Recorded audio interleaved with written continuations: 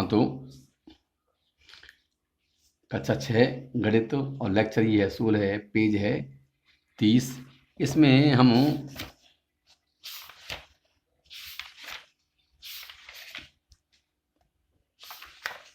एक इस एक्सरसाइज पर आ रहे हैं गुणाखंड एवं अपवर्त्य। अब अपवर्त्य क्या होते हैं? अपवर्त्य किसी संख्या में किसी संख्या का गुणा करने पर हमको अपवर्त्य प्राप्त होती है। जैसे दो का अपवर्त्य होगा, दो का गुणा कर दिया, 2 दूनी 4, 3 का करेंगे 3 2 तिया 6, 2 चौके 8, ये अपवर्त्य होंगे। अभाज्य संख्याएं वे संख्याएं जिनका केवल एक और वह स्वयं वाली संख्या दो ही गुणनखंड होते हैं, वो अभाज्य संख्या कहलाती हैं। जैसे 2 3 5 7। भाज्य संख्याएं वे संख्याएं जिनके 2 से अधिक गुणनखंड होते हैं, भाज्य संख्याएं कहलाती हैं। एक अंक जो है न तो भाज्य है न अभाज्य है। अभाज्य युग्म अभाज्य संख्याओं का ऐसा युग्म जिनका अंतर केवल 2 होता है, उन्हें क्या बोलते हैं? वो अभाज्य युग्म कहते हैं। अभाज्य संख्याओं का ऐसी 3 संख्याओं का युग्म जिनका प्रत्येक का अंतर कितना होता है? 2 होता है, उन्हें क्या बोलते हैं? अभाज्य कहते हैं। केवल एक ही त्रिक होता है, वो कौन सा होता है? 3 5 7। सह अभाज्य संख्याएं ऐसी 2 संख्याएं जिनमें एक के अतिरिक्त कोई उभयनिष्ठ गुणनखंड नहीं होता है, अभाज्य संख्याएं कहलाती हैं। अब एक पद्धति है यहाँ पर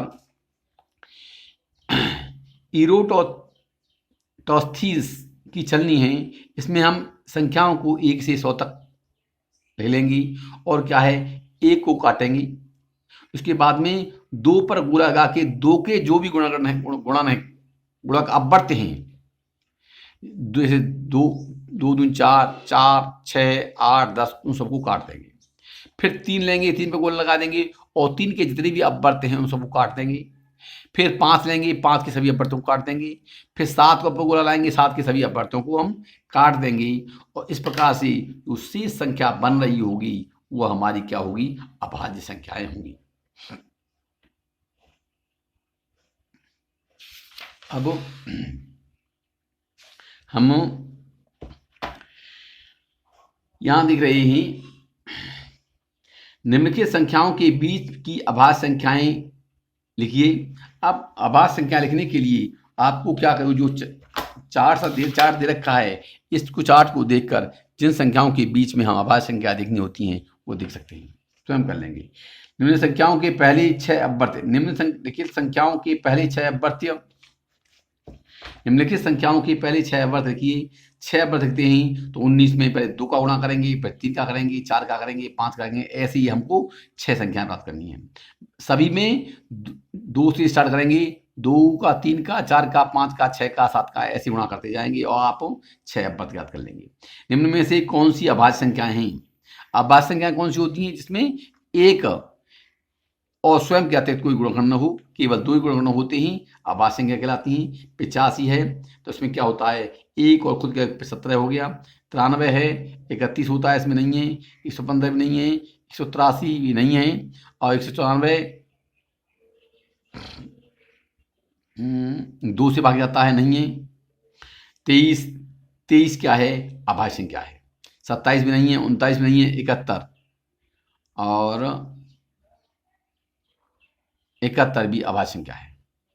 अब प्रश्न नंबर 4 बनता है आपका, निम्नलिखित में से किन संख्याओं का गुणनखंड 18 है? तो इसमें क्या करेंगे, हम संख्याओं में 18 का भाग देंगे। जिसमें भाग पूरा चला जाएगा वह गुणनखंड है, जिसमें भाग नहीं जाएगा वह गुणनखंड नहीं है। अब प्रश्न पहुंचता है निम्नलिखित संख्याओं की सभी गुणनखंड लिखिए। निम्नलिखित संख्याओं की सभी गुणनखंड लिखिए। तो इसका मैंने ले लिया 253। और 253 है। 253 को पहले मैं क्या करूंगा, पहले कर रखा है, दोबारा से बता रहा हूँ आपको मैं। 253 में 11 का भाग देंगे, 11 का भाग कितना गया? 23 बार गया और 23 का फिर 1 बार रह गया। तो 253 को लिख सकते हैं हम 11 गुणा 23 या 253 बराबर 1 गुणा 11 गुणा 23, अर्थात 253 के गुणनखंड कितने हो जाएंगे? 1 11 23 और स्वयं संख्या 253। अब है क्वेश्चन नंबर 8 का, बाद में देखेंगे, 6वां देखें, पहले 5वां है ये। तो इसकी बाकी खंडों को आप स्वयं करेंगे। छठा प्रश्न है आपका, निम्नलिखित में से प्रत्येक संख्या को दो विषम अभाज्य संख्याओं के योग के रूप में लिखिए। निम्नलिखित में से प्रत्येक संख्या को दो विषम अभाज्य संख्याओं के योग के रूप में। अब विषम अभाज्य, तो ये है 24 है, 24 को कर देंगे हम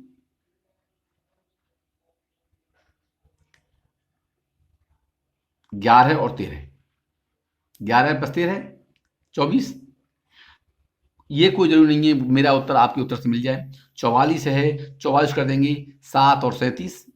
84 है, 84 कर देंगे 5 और 79।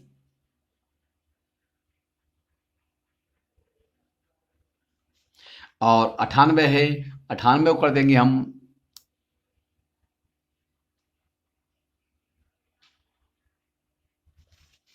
1 और 97।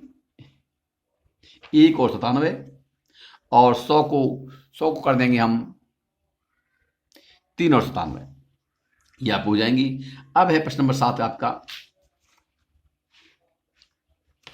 7 है, निम्नलिखित में से प्रत्येक संख्या को 3 विषम अभाज्य संख्याओं के योग के रूप में लिखिए। तो यह है 31। 31 को कर सकते हैं हम 1 प्लस 13 प्लस 17।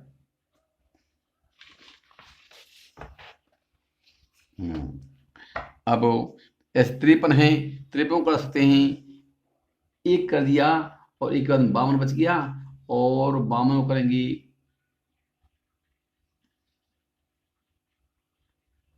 29 और 23। इस तरह से आप स्वयं कर लेंगे। अब प्रश्न नंबर 8 का पढ़ रहा हूं मैं। 13 एवं 31 दोनों अभाज्य संख्याएं हैं। दोनों संख्याओं में समान अंक 1 एवं 3 हैं। ऐसे ही तीन अभाज्य संख्या युग्म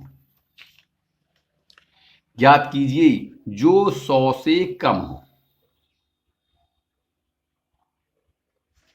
100 से कम हो, जिसमें अंक एक ही हो। तो क्या करेंगे, हम उस चार्ट को लेंगे, पिछले वाले चार्ट को, ऐसे ही 100 से कम वाले देखेंगे, उसमें अंक हमारे दोनों समान रहें। जैसे 1 3 है, 31 है।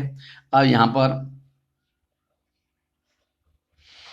17 होगा और 71 बन जाएगा। दूसरा 19 तो नहीं बनेगा, 13 का होता है। फिर इसके बाद में 23 32 नहीं, 29 92 नहीं, और 31 हो गया हो तो 37 73। एक बनेगा 37 और दूसरा बन जाएगा हमारा 73। इसके बाद में आगे चलते हैं।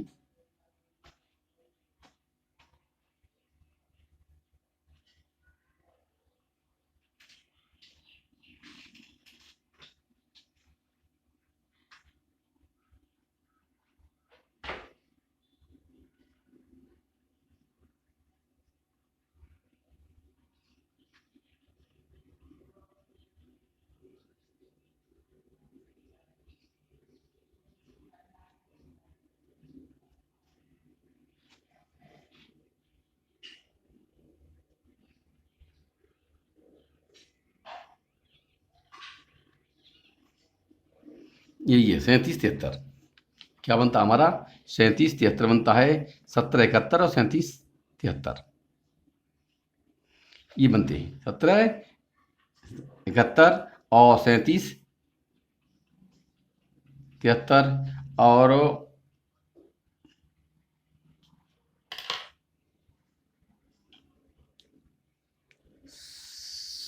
79 97।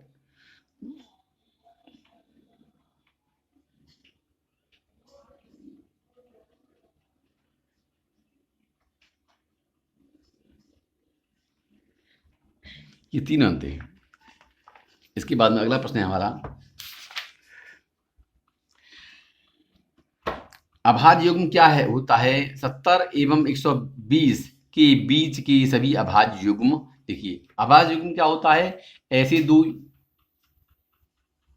अभाज्य संख्याएं जिनमें केवल अंतर 2 का होता है, अभाज्य युग्म कहलाता है।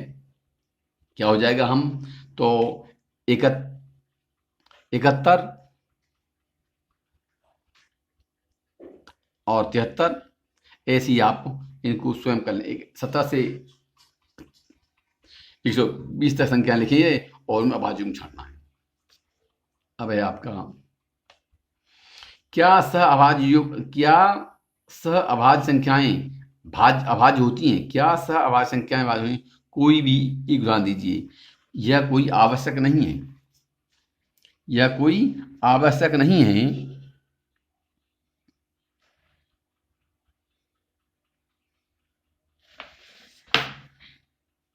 यहाँ कर दूंगा क्वेश्चन नंबर कौन सा है ये,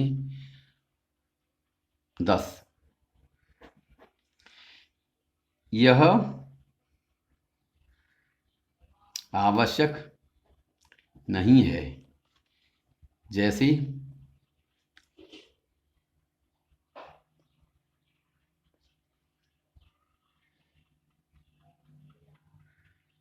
सूल है 25,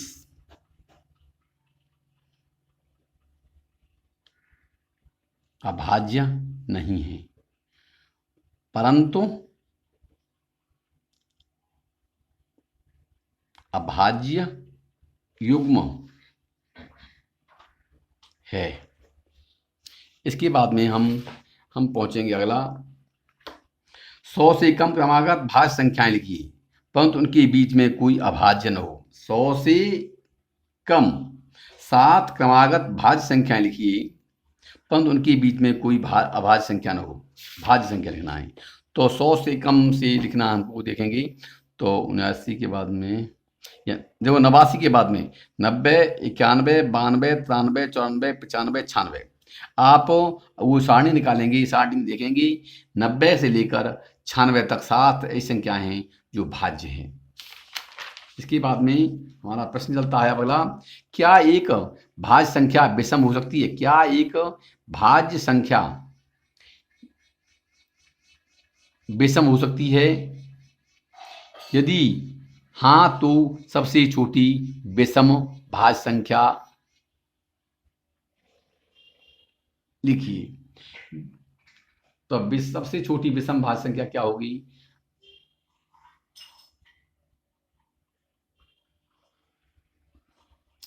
भाज्य संख्या होती है जिसके 2 से अधिक गुणक होते हैं। तो 1, 3, 5, 7, 9 9 है, भाज्य भी है और यह विषम भी है। विषम संख्या होती हैं 1, 3, 5, 7, 9। तो 9 ही है, पहली संख्या ऐसी है जो भाज्य भी है और विषम भी है। इसके बाद में रिक्त स्थान भरिए। सबसे छोटी अभाज्य संख्या क्या होती है? 2 होती है।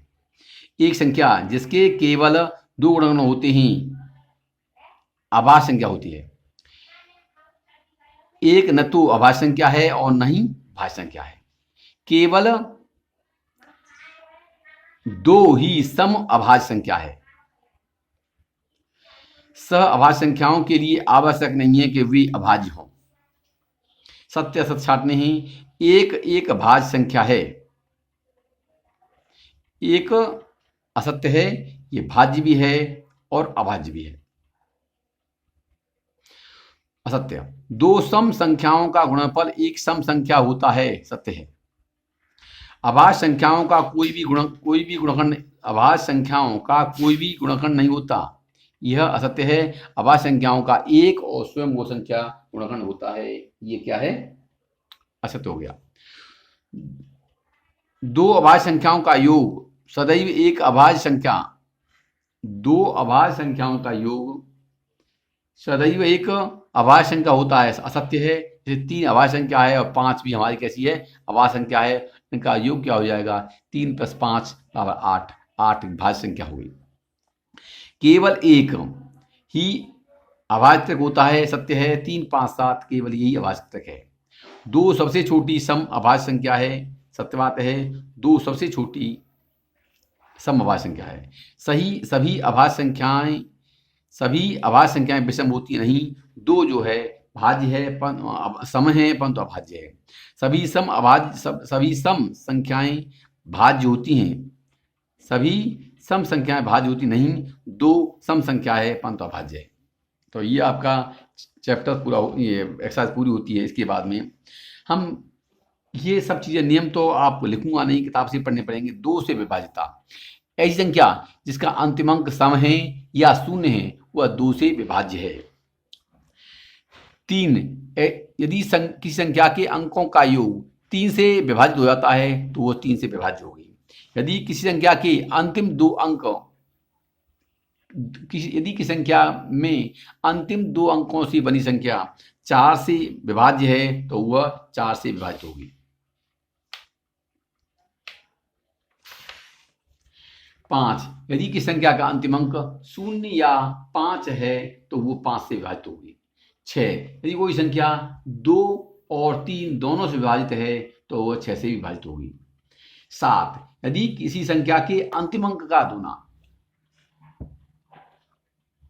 यदि किसी संख्या के अंतिम अंक का दूना अन्य बचे हुए अंकों और अन्य बचे हुए अंकों का अंतर 0 या 7 का कोई गुणज है तो वो 7 से विभाजित होगी।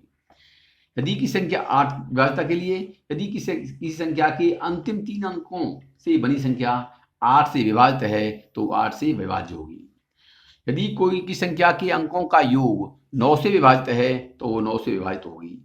यदि की संख्या में अंतिम अंक 0 है तो वो 10 से विभाजित होगी। 11 से विभाजितता के लिए, यदि की संख्या में दाईं ओर से बाईं ओर जाने पर विषम स्थानों पर अंकों का योग तथा सम स्थानों पर अंकों का योग का अंतर जो है 0 है या 11 का गुणज है तो वह 11 से विभाज्य होगी। अब हम पहुंच रहे हैं क्वेश्चन नंबर है आपका, क्वेश्चन नंबर 1 का ए है, कितना है, इकाई, दहाई, सैकड़ा, हजार, 10,000, लाख, 1,06,819। अब इसमें कह रहे हैं निम्नलिखित संख्याओं में 11 से विभाज्य संख्याएं हैं। अब इसको देखा है हम, विषम स्थानों के अंकों का योग क्या होता है, 9, 8 और 0, 17, और सम स्थानों के अंकों का योग है 5, 6 और 1, 12। अब हम देख रहे हैं तो विषम स्थानों के अंकों का 17 माइनस 12 बराबर कितना हो गया 5। 5 क्या है, न तो बराबर 0 है और न इसका कोई गुणज है। 5 जो है न तो 0 है न 11 का कोई गुणज है, अतः ये संख्याएं 11 से विभाज्य नहीं हैं। अब हम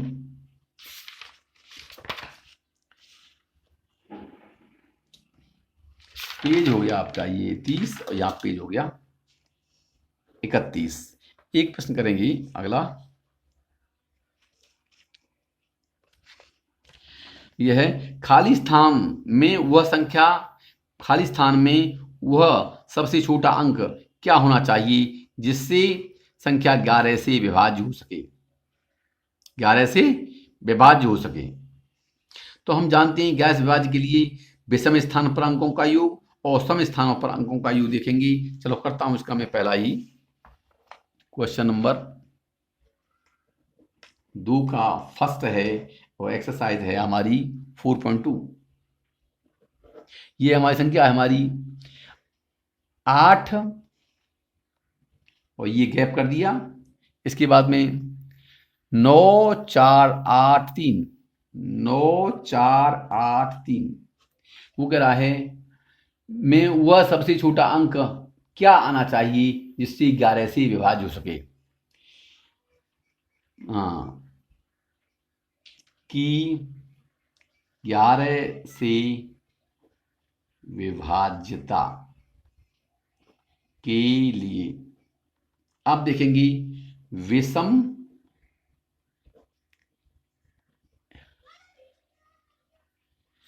स्थानों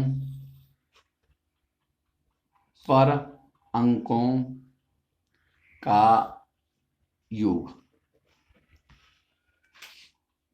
दाईं ओर से क्या हो जाएगा, अब 3 + 4 + डब्बा, और बराबर हो जाएगा 7 + डब्बा। दाईं ओर से सम स्थानों के अंकों का योग, ये हो जाएगा आपका 8 + 9 + 8।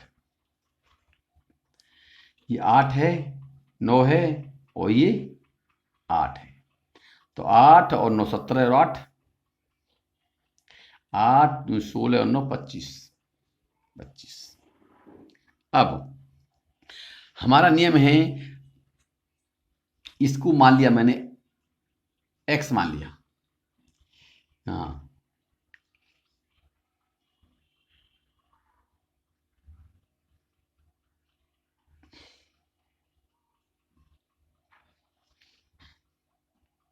चूंकि 11 से विभाज्यता के लिए सम स्थानों के अंकों का योग तथा विषम स्थानों के अंकों का योग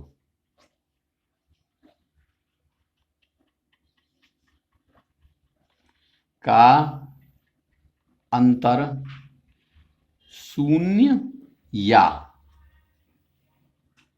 11 से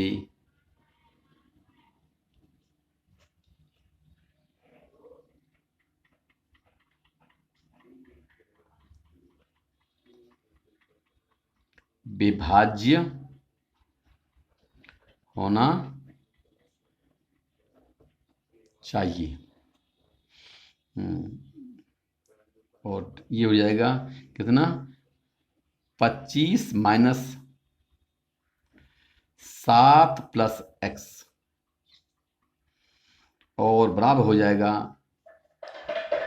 25 - 7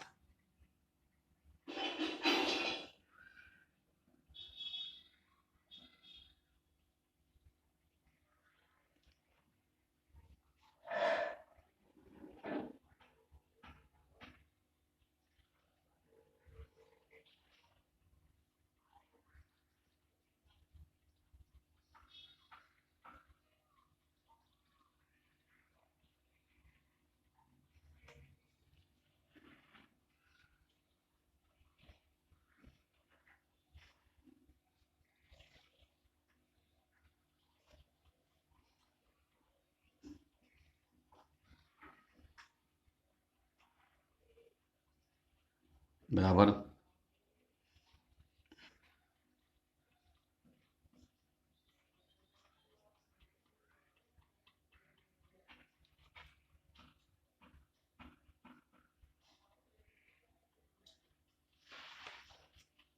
18 - x। और 18 में से x जाने के बाद x का मान ऐसा होना चाहिए कि x जाने पर वो 11 से विभाज्य हो जाए। और 11 से विभाज्य होने के लिए ये 11 से विभाज्य, और 10 क्या हो जाएगा। अब हम x का मान क्या रखें, 7 रख दें। इसलिए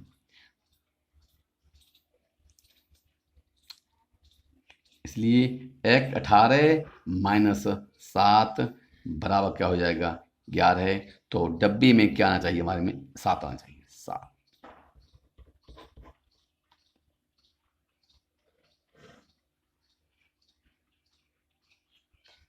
ये प्रश्नावली आपकी होती है। इसके बाद में हम आगे प्रयास करेंगे। तब तक के लिए आप अपना काम करते रहिएगा। धन्यवाद।